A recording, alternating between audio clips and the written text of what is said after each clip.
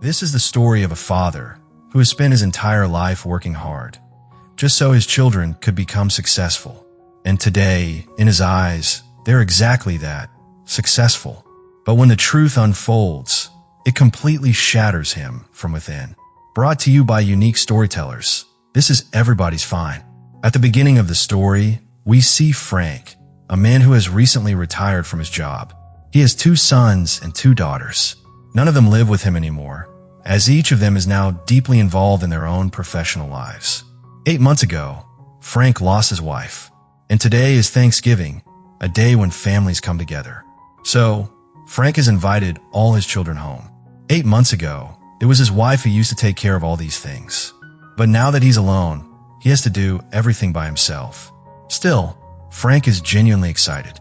His heart is full of anticipation, because today, all 4 of his children are supposed to visit him. He cleans the house, prepares for dinner, and even picks out a special bottle of wine, something he's really looking forward to sharing with his kids. But one by one, his phone rings. Each of his children calls, giving some reason or the other for why they can't make it. Frank doesn't take it personally. Deep down, he understands. His children are successful and busy with their work. So, he makes a decision. If they can't come to him, he'll go to them. One by one, he'll visit each of them. But he won't tell them he's coming. He wants it to be a surprise. The next morning, Frank visits his doctor first. He struggles with breathing issues, and the doctor firmly advises him against long-distance travel, especially air travel. It's absolutely not recommended. That's because all 4 of Frank's children live in different parts of the country. But Frank doesn't listen. Instead, he packs his medications and everything else he needs into a small bag and heads straight to the railway station. There, he buys a ticket to New York, his first stop. That's where his youngest son lives. He's a painter. Frank is full of excitement and even tells the clerk at the ticket counter that he's going to visit his youngest boy. On the train, he chats with fellow passengers, sharing stories about his children. Frank is truly proud of them all. He used to work installing telephone cables before he retired. That very job is what caused his respiratory problems. Frank is not a wealthy man. He belongs to the middle class. But throughout his life, he focused on saving every penny for his children's education. And that's why they've all become so successful. Frank gets off at another station where he needs to change trains. Even on the platform, he finds himself talking to strangers, proudly sharing details about his kids. Eventually, he arrives in New York. He heads straight to his son's apartment, but the boy isn't home. Frank waits for hours outside, hoping he'll show up. But when it seems his son won't return that night, Frank decides to stay nearby in a motel. He plans to surprise him in the morning. As he walks in search of a place to stay, something catches his eye, a painting displayed in public. Below it, he sees his son David's name written on the label. Frank's heart swells with pride. In that moment, a memory from David's childhood flashes in his mind. When the boy had told him he wanted to become a painter, Frank had smiled and said, "Not just a painter, you'll be a great artist. You make me proud." And David had replied, "Dad, I'll try my best." And today, Frank sees that dream come true. His son really has become a great artist. The next morning, Frank once again walks over to his son's apartment. But just like before, the door is still locked. No one's home. Quietly, he takes out one of the 4 letters he had written for each of his children. Slipping the envelope under the door, he leaves the note addressed to David. Inside, he's written, "I came to see you." From there, Frank boards a bus heading toward Chicago. That's where his daughter lives. His elder daughter has married a wealthy man, and their home is truly grand and elegant. When Frank arrives, his daughter greets him warmly. She's happy to see her father. She also has a young son. Later that evening, when her husband comes home, he too is surprised to see Frank. After all, Frank has traveled a long way just to be with them. That night, they all sit down together at the dinner table. Frank observes something. It's subtle, but noticeable. His daughter and her husband barely speak to each other. There's a distance between them, something unspoken that hints at tension. Even more troubling, Frank notices how his grandson talks to his father, with clear disrespect. It's rude and sharp, and it unsettles Frank. Gently, Frank tells them that he'd like to stay with them for a day or 2, but his daughter hesitates. She tells him that they'll be busy for the next couple of days and won't really have time to spend with him. The truth is, she doesn't want him to stay. The next morning, just before leaving, Frank hopes to capture a photo of his daughter's family, something to remember this visit by. But as he gets ready to take the picture, he notices his grandson pulling away from his father, keeping his distance. Frank also observes that his son-in-law is still wearing the same suit he had on the night before. It's a small detail, but Frank doesn't miss it. His daughter accompanies him to the railway station. On the way, she points out her advertising company, something she's proud of and she wants her father to see. But once they arrive at the station, one of her colleagues shows up unexpectedly. They try to make it seem like a random coincidence, but Frank already knows better. Earlier, he had noticed her making a phone call, quietly, but intentionally. And when they were about to sit down, he noticed his daughter quietly sliding an extra chair into place, just in time. It all adds up now. Frank says nothing about it. He keeps his thoughts to himself.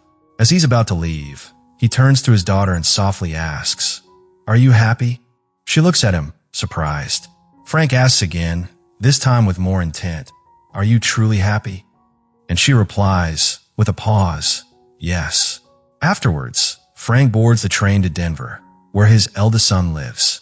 He heads straight to the place where his son is supposed to be rehearsing, but he's surprised by what he sees.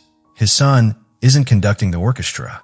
Instead, he's playing percussion, just another member of the ensemble. A conductor is the one who leads the entire band.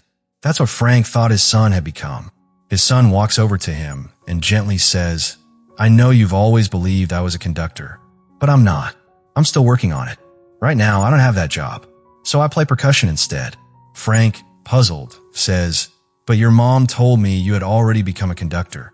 His son quietly replies, "Mom only told you what she thought would make you happy. She wanted you to feel proud." These words leave Frank disappointed. His son adds, "Dad, I'm happy with my life. I really am." Frank doesn't argue. He simply says he's heading next to visit his younger daughter. He also mentions that he had gone to see David, his youngest son, but found his apartment locked. Frank says, "If you speak to him, please let him know I was there." After Frank leaves, his eldest son calls his sister, the younger daughter, and tells her that their dad is on his way to see her. Meanwhile, Frank tries calling David again, but the call doesn't go through. He grows more and more worried about him. That night, he has a terrible dream. He sees David in trouble, and the fear lingers deep within him. Eventually, Frank arrives in the city where his youngest daughter lives. She already knows he's coming, so she's there to receive him. She pulls up in a large, fancy car and brings Frank to her apartment. Seeing how far she has come in life fills Frank with joy. Soon, one of her neighbors stops by, holding a small child. She asks Frank's daughter if she can leave her son with her for a while. Frank kindly offers, of course, and takes the little boy into his arms. The child quickly falls asleep in Frank's lap. But as Frank sits quietly, he notices something odd. A voicemail message plays from the phone, revealing that the apartment isn't actually hers. She has rented it just for a few days. Frank realizes this, but doesn't bring it up. He chooses to remain silent. That night, as they eat dinner together, Frank tells her, "I'm going back home tomorrow morning. On the way here, a drunk man bumped into me and threw away my medications. So I've decided to take a flight back instead of traveling by train." He then adds, "Every time you kids used to call, you always wanted to talk to your mom. None of you ever really shared anything with me." His daughter answers gently, "That's because whenever we talked to you, you only asked us about our careers. Mom used to actually listen." Frank replies, "I was just worried about all of you. And now that you've become such a brilliant dancer, I'm so proud. You followed your dream." She looks at him and asks, "Dad, didn't you ever have a dream?" Frank pauses and says, "Life never really gave me the chance to think about it. I only wanted to be a good husband and a good father." He falls silent, lost in deep thought. And the next morning, he says goodbye to his daughter and boards a flight, heading back home.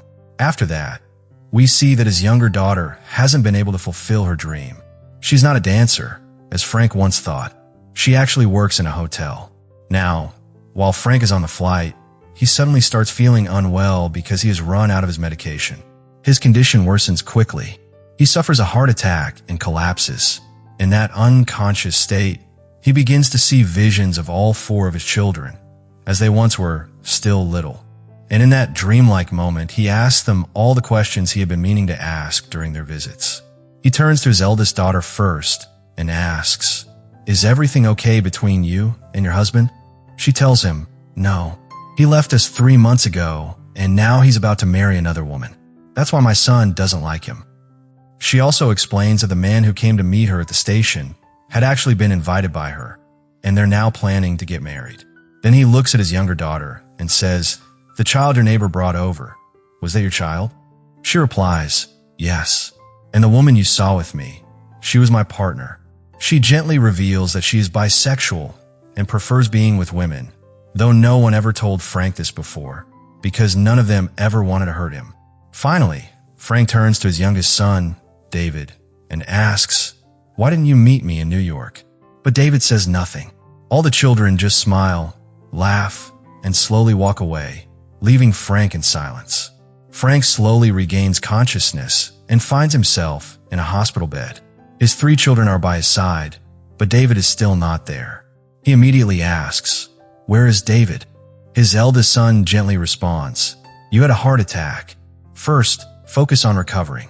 Once you're better, I'll tell you everything." But Frank insists. He wants to know about his son David. At that moment, tears begin to fill the eyes of all 3 children. Finally, his eldest son reveals the heartbreaking truth. David is no longer in this world.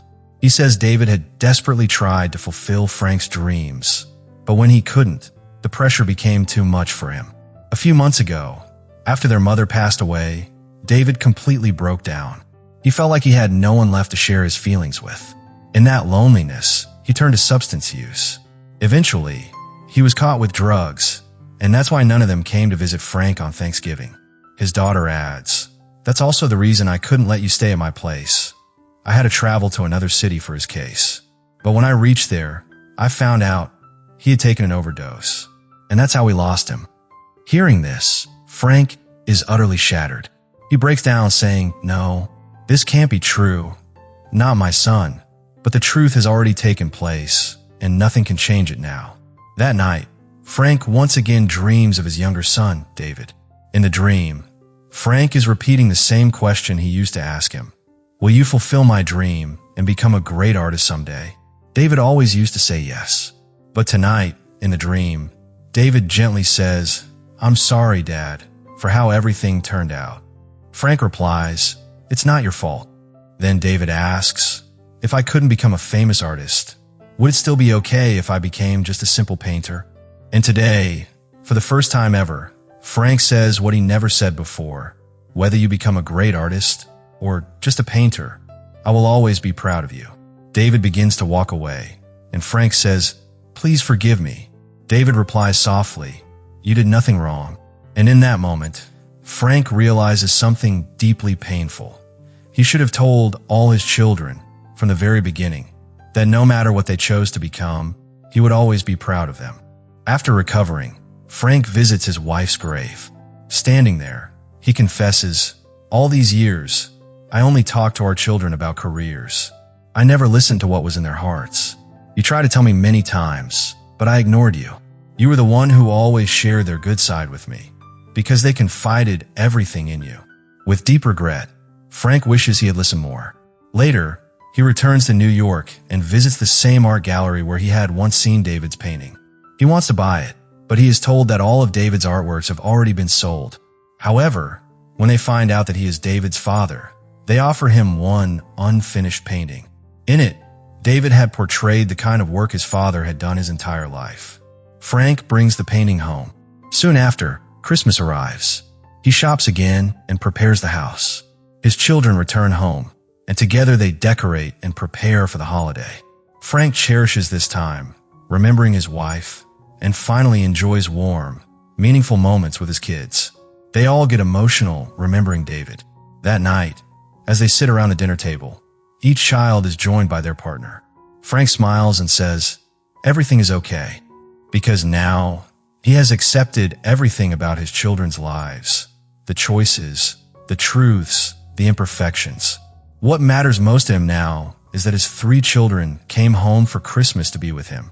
This story reflects the silent journey of countless fathers. Men who dedicate their entire lives to building a better future for their children. From morning to night, they work tirelessly, often sacrificing their own dreams so their children might achieve greater ones. But in that constant pursuit of perfection and success, something fragile and beautiful often gets lost: the emotional bond between a parent and a child. Fathers, like Frank, carry dreams in their hearts. But sometimes, without meaning to, those dreams become heavy expectations on the shoulders of their children. In trying to make their parents proud, children forget to share their fears, and parents forget to listen. Words remain unspoken, feelings stay buried, and slowly, an invisible wall grows between them, one built not of anger, but of silence and distance. Everybody's Fine is not just the story of one father. It's a mirror to so many families around us, a reminder that love is not in achievements, but in understanding. That pride shouldn't come only when children succeed, but also when they struggle. Because in the end, all a child truly wants is to hear, "I'm proud of you, just for being you." If this story touched your heart, if it reminded you of someone you love, then please consider subscribing to our channel. Because here, we don't just tell stories. We revive memories. We celebrate emotions. We honor the quiet heroes we call family.